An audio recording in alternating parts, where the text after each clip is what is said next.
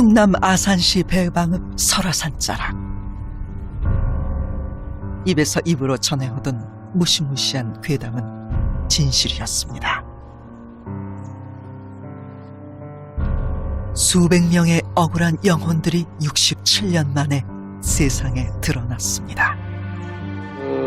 맨 이제 가장사례에서 처음에 처형했을 때 그 사람들이 안으로 떨어지고 거기 채우고 흙으로 또 이제 그 다음 사람들 처형하고 또 고기를 메꾸고 이렇게 하면서, 그러니까 여기가 입구는 넓고 밑으로 가면서 약간 좁아지는 그런 형이기 때문에 밑에서부터 올라가면서 유해들이 이제 쌓여 있었는데 다 같은 날 아마 처형된 것 같아요. 아침부터 저녁 늦게까지, 밤 늦게까지 그랬다는 거 보니까.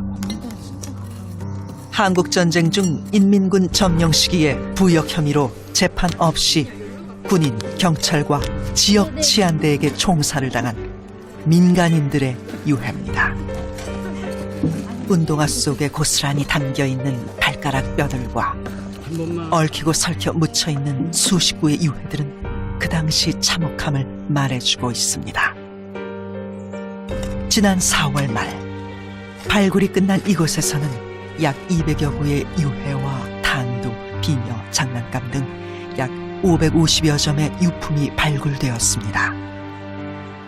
유해 발굴 소식이 전국으로 알려졌지만 유가족들은 선뜻 나타나지 않았습니다. 아이고, 좀 아쉬운 것은 이렇게 현재까지도 한 100여 분이 나오는데 유직이 없다는 게 참 안타깝습니다. 그러면 이제 이 일부 증언이라든가 주민들 얘기 들으면 한 집안이 몰살을 했다. 그야말로 참 청소를 하다시피 해서 유가직이 없다는 얘기도 있고.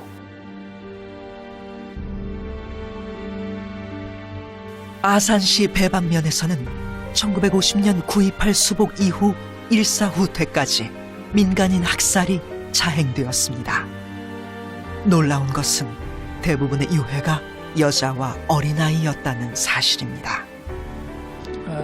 이런 경우 처음 봤어요. 제가 한 몇천 구를 발굴하고 다 감식을 하고 봤는데 이렇게 어린아이하고 여자들만 희생돼서 나온 경우는 이번이 처음인 것 같아요. 1살부터 17살까지는 이제 일단 저걸로 보는데 10살 내외가 한 4, 50명 되는 것 같아요. 이렇게 어린애 있잖아요. 유치가 겨우 나오고 여기 이제 네? 이런 건 한 3살, 4살밖에 안 되는데. 한국전쟁 당시 민간인 학살은 조직적이고 치밀하게 자행되었으며 그 피해 수치는 100만 명으로 추정될 정도입니다. 2005년 발족한 진실화훼위원회의 조사 결과 유해 매장지는 168곳, 이 중 단 14곳만 발굴이 되었습니다.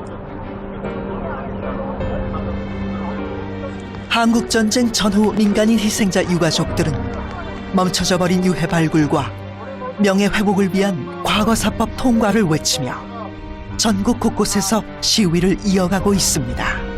저희들은 빨리 잊을 시기 아닙니다.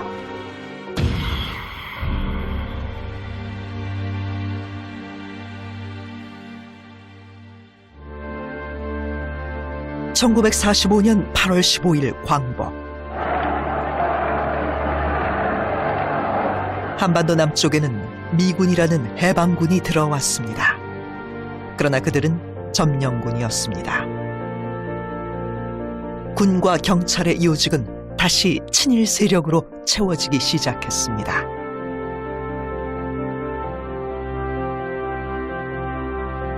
독립은 곧 분단을 의미했습니다. 남과 북은 서로 다른 이념으로 대립하기 시작하였습니다. 미군정의 폭정과 경제적 궁핍은 일제강점기보다 더 가혹했습니다.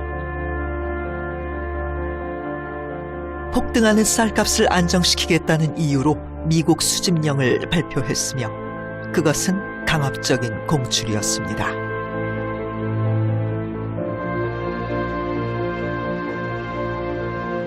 해방 이후 인구가 급증했던 대구시. 쌀 부족과 콜레라가 유행하면서 심각한 기아 상태에 놓였습니다.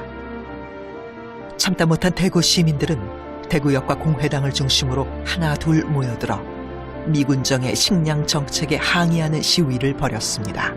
투쟁위원회 사무실이 공회당 옆에 다 공회당 자리입니다.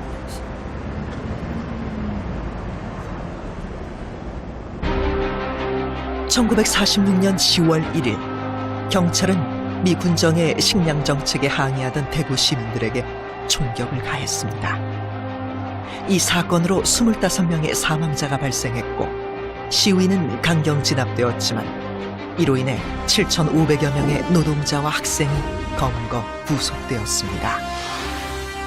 이것이 바로 대구 10월 항쟁입니다. 공장의 노동자들이 뛰어나와서 인간답게 살고자 외치고 거기에 이제 미군과 친일 경찰이 또 발포를 하고 죽고 당시 이제 분위기는 그 대구시의 분위기가 정말 해도 너무하다. 해방된 조국에서 친일파 경찰이 노동자를 시민을 학살했다는 사실은 아마 대구 시민들 전체에 엄청난 충격을 이제 안겨주었고요. 민간인 학살 사건의 뿌리는 저는 이제 1946년 10월 항쟁 때부터다 이렇게 생각을 해요. 대구 10월 항쟁은 인근 지역은 물론 전국적으로 빠르게 확산되었습니다.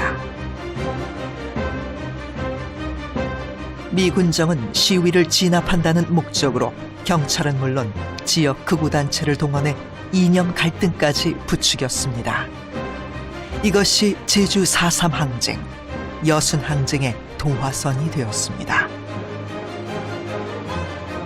민중 항쟁이 들불처럼 이어지자 위기를 느낀 이승만 정부는 국가보안법을 만들어 반체제 세력을 제거하면서 민간인 학살을 시작하였습니다. 1950년 6월 한국전쟁이 발발했습니다. 전쟁 발발 소식을 들은 이승만 정권은 긴급조치 1호로 비상사태하에 범죄 처벌에 관한 특별조치령을 발표합니다. 이것은 이후 이뤄질 무자비한 학살을 예고하는 것이었습니다. 국방장관 신성모는 이승만을 데리고 전쟁 발발 46시간 만에 쥐도 새도 모르게 비상열차를 타고 피난을 갑니다.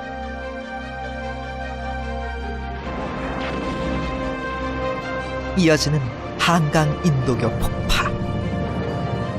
이로써 서울 시민들의 피난길은 막혀버리고 말았습니다. 이후 경부 라인을 따라 국군과 경찰은 믿기 힘든 참혹한 학살을 시작하였습니다.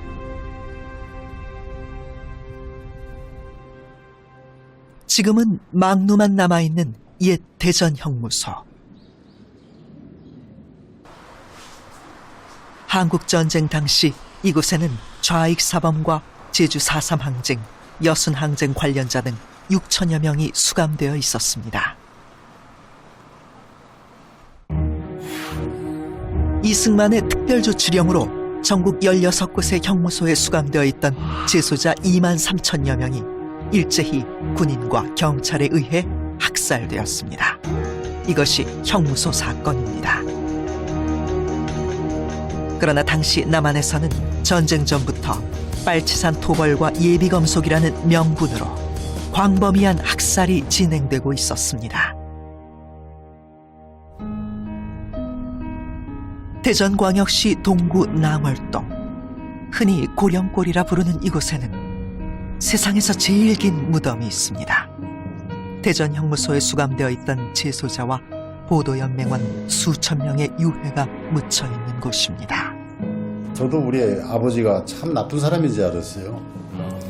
주도는 아무것도 못하게 하고 그냥 꼭꼭 묶어놓고 그랬으니까. 그래서는 그러고 나중에 이제 이게 진실화해를 보고 이걸 보니까 아, 우리 아버지는 훌륭한 분이었구나. 이게 우리 아버지 사진이고요.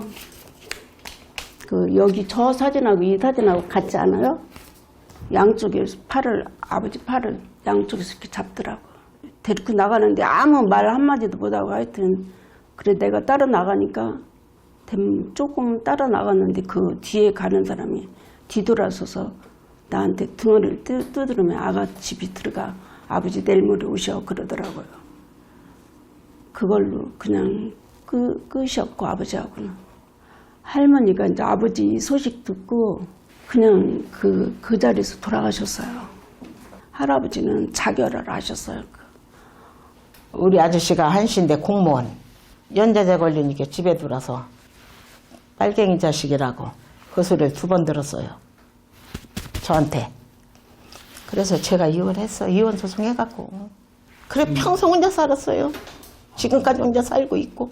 빨갱이. 그리고 제가 빨갱이가 뭔지는 몰라도 나는 그 소리는 못 듣겠다. 1950년 6월 28일부터 시작된 골령골의 학살은 참혹했습니다. 1999년 미국 법무부에서 공개한 이 사진은 세상을 놀라게 했는데요. 긴 구덩이를 파놓고 구덩이 앞에 재소자들을 엎드려 눕힌 다음 뒤통수에 총을 쐈습니다. 철저한 확인 사살까지 이 참혹한 방식은 이후 모든 학살에 적용되었습니다.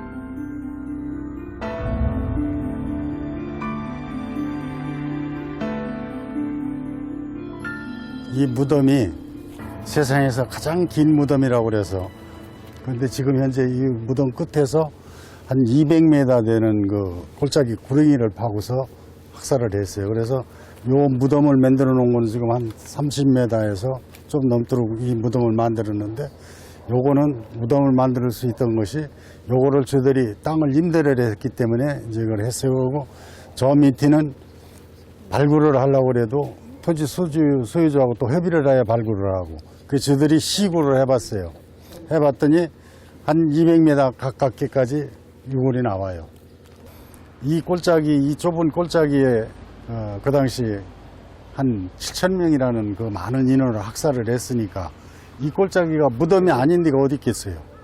지금 현재 우리가 주들이 추측할 때 여기서 이 구덩이는 약 한 1,000명 정도가 여기 한 장소에서 학살됐겠다 하는 걸 지금 주들이 추정을 하는 거예요. 지금 이 앞에도 유골이 있느냐 그러는데 여기도 지금 우리가 그 기계로 그 발굴하는 게 있어요. 예. 여기도 하나, 둘, 셋, 4줄이 이렇게 유골이 지금 묻혀 있는 것 같아요. 그리고 또 그 기계가 묻혀 있다고 증인을 하고 여름에 풀이 나서 보면은 이렇게 줄이 풀이 새파랗게 더 잘 올라온다고. 여기 그 무덤 있는 이쪽도 다 이게 발굴을 한 지역인가요? 발굴 안 했어요. 저쪽 끝에만 조금 발굴을 하고 여기는 이제 그 장소다 해가지고 지금 무덤을 만들어 놨죠. 그러면 여기도 그럼 지금 하면은 다 이렇게 유골이 나오죠. 네. 이렇게 막 핏물이 막 강물처럼 흐르고 막 그랬다고. 네. 왜 그러냐면은 이제 여기 학살지 저쪽 학살지 뭐 그러니까 사방에서 이렇게 이제 내려오니까 여기 개울이 있잖아요. 예. 이 개울로 이제 핏물이 이렇게 내려가는 거지. 그러고 그 학살하고서 뭐 근 1년 동안은 여기 사람도 못 들어왔다는 거예요. 냄새가 나고 그래가지고 무섭고 그래가지고. 한국전쟁 직전 이승만 정부는 좌익과 반체제 인사들을 관리하겠다는 목적으로 국민보도연맹을 조직했습니다. 대한민국 정부를 절대 지지하고 북한 정권을 절대 반대하는 내용을 주요 강령으로 삼았습니다. 지역 할당제가 있어 일반인까지 포함되어 가입자는 약 34만 명에 달했다고 합니다.